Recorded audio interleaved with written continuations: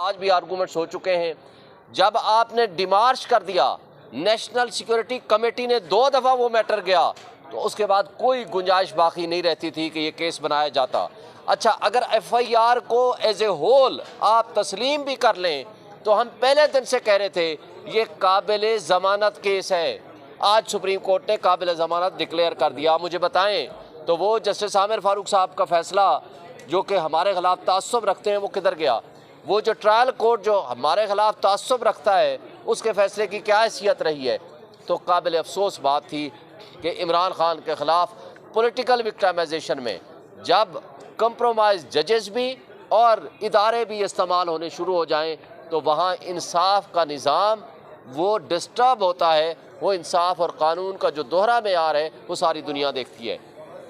लेकिन इसके साथ सबसे अहम बात यह है कि कल परसों हमने 19 तारीख को पटिशन फाइल की ECP के पास, हमने कल 4 पटिशन्स फाइल की इलेक्शन कमीशन के पास, लेकिन बदकिस्मती से किसी एक में भी सुनवाई नहीं हुई। और कल हमने इंतज़ार किया चीफ इलेक्शन कमिश्नर को मिलने के लिए, उससे मिलने से भी इनकार कर दिया। और कल हमने पटिशन यहाँ जमा कराई थी, आज सुबह लग गई है। आज उन्होंने इलेक्शन कमीशन को बुला के और अटॉर्नी जनरल को बुलाकर ये कहा कि जो कुछ जुल्म, जो तशद्दुद, जो बर्बरियत, जिस तरह अगवा बराए बयान, जिस तरह 3 MPO के आर्डर्स और जिस अंदाज से गिरफ्तारियां हो रही हैं, ये लेवल प्लेइंग फील्ड में नहीं है। आप किसी सबसे बड़ी पॉलिटिकल पार्टी को अगर आप इस तरीके से साइडलाइन करेंगे, तो ये लेवल प्लेइंग फील्ड नहीं होगा, ये पार्टी को क्रश करने के मुतरादिफ होगा। और मैं समझता हूँ कि आज सुप्रीम कोर्ट के इस फैसले के बाद आज 3 बजे इलेक्शन कमीशन ऑफ पाकिस्तान के पास हमारी मीटिंग है। हम वहाँ जाएंगे, वहाँ अपनी सारी गुजारिशात पेश करेंगे।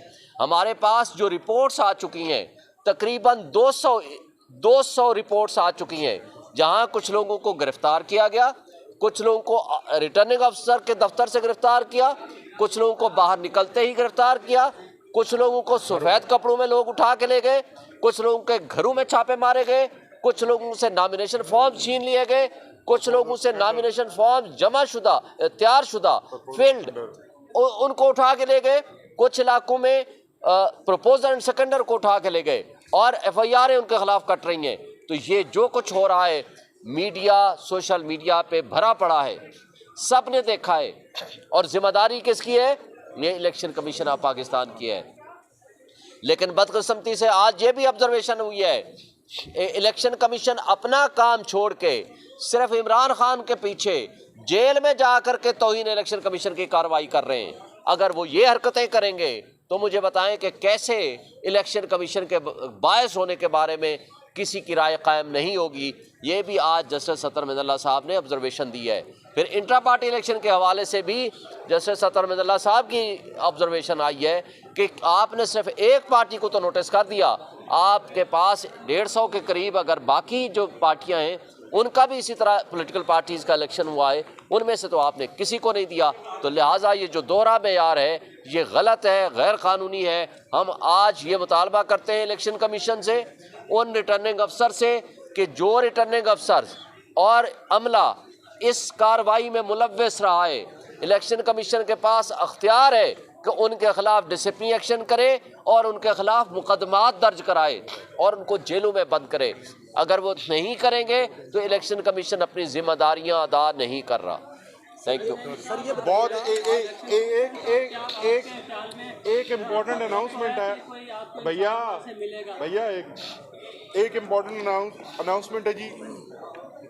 पाकिस्तान तहरीक इंसाफ के तमाम उम्मीदवारान से ये गुजारिश की जाती है कि तहरीक इंसाफ की सोशल मीडिया टीम ने अपने हर पेज के ऊपर एक नंबर शेयर किया हुआ है, जिसको जहाँ पर पूरे मुल्क के अंदर शिकायत है, काइंडली आप तमाम से गुजारिश है मीडिया के तवज्जो से कि अपनी शिकायत उस व्हाट्सएप नंबर पर भेजें, ताकि आपकी शिकायत को हम इलेक्शन कमीशन ऑफ पाकिस्तान के सामने रख सकें। उसमें 2 चीज़ें आपने देनी है, एक तो आप जिस इलाके से हैं वो लिखें, अपना हल्का लिखें और अपना मुकम्मल नाम लिखें, और आपके साथ अगर कोई इंसिडेंट हुआ है तो वो थोड़ा सा उसको नरेट कर दें, ताकि आपकी शिकायत को बर वक्त इलेक्शन कमीशन ऑफ पाकिस्तान के सामने रखा जा सके।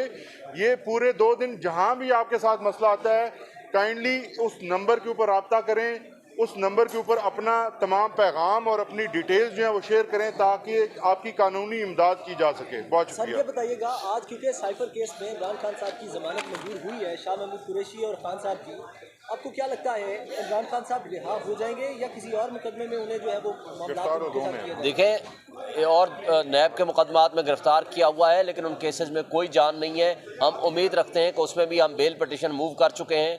हमें उम्मीद है कि इंशाल्लाह इलेक्शन से पहले वो बाहर आ जाएंगे। बहुत शुक्रिया। Thank you. हाँ।